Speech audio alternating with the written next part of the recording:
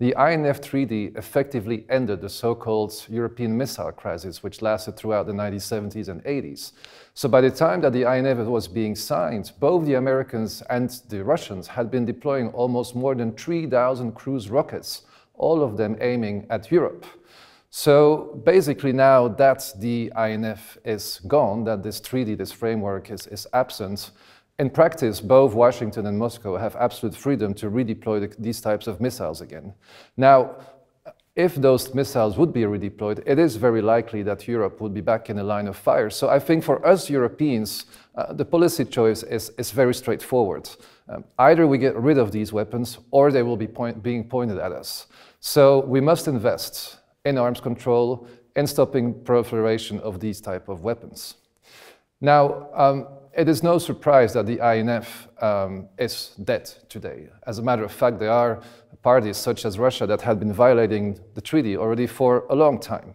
We know that Moscow has been pumping money, has been developing the technology of a new type of SSC-8 ground-to-air missile, and we see that they also were deploying those missiles even though the INF Treaty was still in force. NATO and Washington had been calling the Russians on that, who always declined, but there are proofs that Russia was investing and developing this type of missile. So today we know that Russia has SSC-8 battalions deployed on the ground. It is being incorporated in what we call the so-called Russian active measures, which means that you are using missiles in terms of conventional, nuclear and hybrid warfare. So all that also makes that Russia has no big interest anymore in safeguarding a framework like the INF Treaty.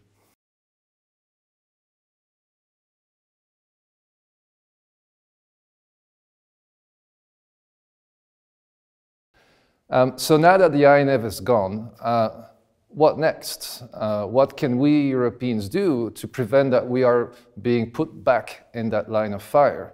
Now, we see that the most obvious option could be that cruise missiles would be redeployed on European security. Are we going to engage in an arms race with Russia?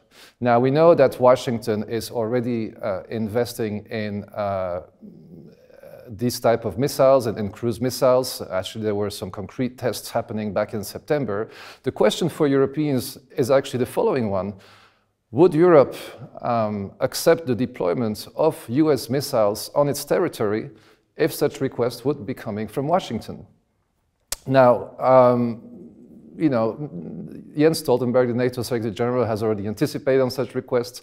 He said it would be very important that such issue would be addressed in the NATO family and not in bilateral terms. But really, what could Europeans do? And I think here Europe has three options. First option is that Europeans altogether in unanimity would actually accept the deployment of US cruise missiles on our territory. But that, of course, would risk an arms race with Russia and probably would also lead to some serious socio-economic protests like back in the 70s and the 80s on European streets. So that is option one. We all accept it all together as Europeans. The second option is that actually Europeans together reject the deployment of US weapons on their territory. Now, that could be an option, but on the one hand, it could harm NATO harmony, and on the other hand, if Europeans would reject the deployment of cruise missiles, it will not stop the Russians to deploy their own cruise missiles.